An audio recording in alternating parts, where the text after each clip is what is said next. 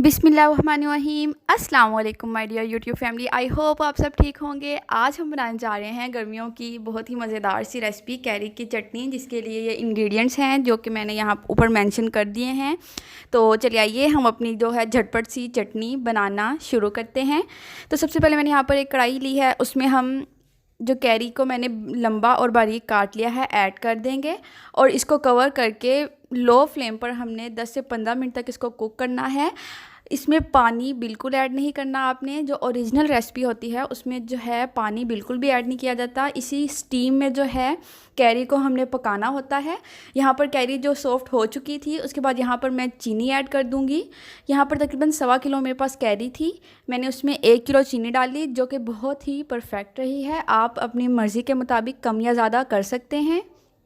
अच्छे से मिक्स करने के बाद दोबारा से इसको कवर कर देंगे और 15 टू 20 मिनट्स लो फ्लेम पर हम इसको कुक करेंगे। आफ्टर 15 मिनट्स आप देख सकते हैं कि यहाँ पर चीनी ने अपना पानी छोड़ दिया है और जो हमारी कैरी है मज़ीद सॉफ्ट हो रही है। इसके बाद अब हम यहाँ पर जो है अपने स्पाइसेस ऐड करेंगे। काला नमक ऐड करेंगे, सुर्ख मिर्च ऐड करेंगे और काली मिर्च जो है हम ज़रा ज़्यादा इस्तेमाल करेंगे। काली मिर्च का फ्लेवर जो है बहुत ही अच्छा आता है। काली मिर्च ऐड कर देंगे, अच्छे से एक दफ़ा मिक्स करेंगे और जो है दोबारा से हम इसको कवर करके 10 से 15 मिनट कुक करेंगे।